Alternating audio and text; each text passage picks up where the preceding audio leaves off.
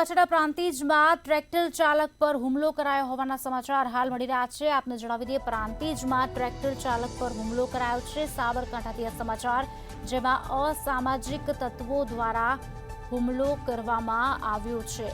આપને જણાવી દઈએ, ટ્રેક્ટર ચાલક લાકડા ભરવા ગયો ત્યારે હુમલો કરાયો છે। અગાઉ ફરિયાદ નોંધાયાની અદાવત રાખીને હુમલો કરવામાં આવ્યો હતો। ત્યારે બિપિન રાઠોડ નામના શખ્સ પર 25થી વધુ લોકોએ હુમલો કર્યો છે। આપને જણાવી દઈએ સમાચાર, અસામાજિક તત્વો હુમલો કરીને ટ્રક લઈને ફરાર થયા છે।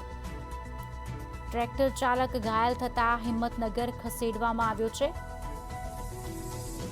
અનેકવાર લેખિતમાં રજૂઆત કરવામાં આવી છતાંય કોઈ કાર્યવાહી કરવામાં નથી આવતી।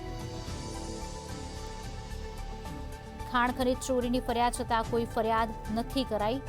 ખાણ ખનીજ અધિકારી દ્વારા કાર્યવાહી ન કરાતાના આક્ષેપ પણ કરાયા છે। સાબરકાંઠાથી સમાચાર, જ્યાં પ્રાંતિજમાં ટ્રેક્ટર ચાલક પર હુમલો કરવામાં આવ્યો છે। અસામાજિક તત્વો દ્વારા આ હુમલો કરાયો છે।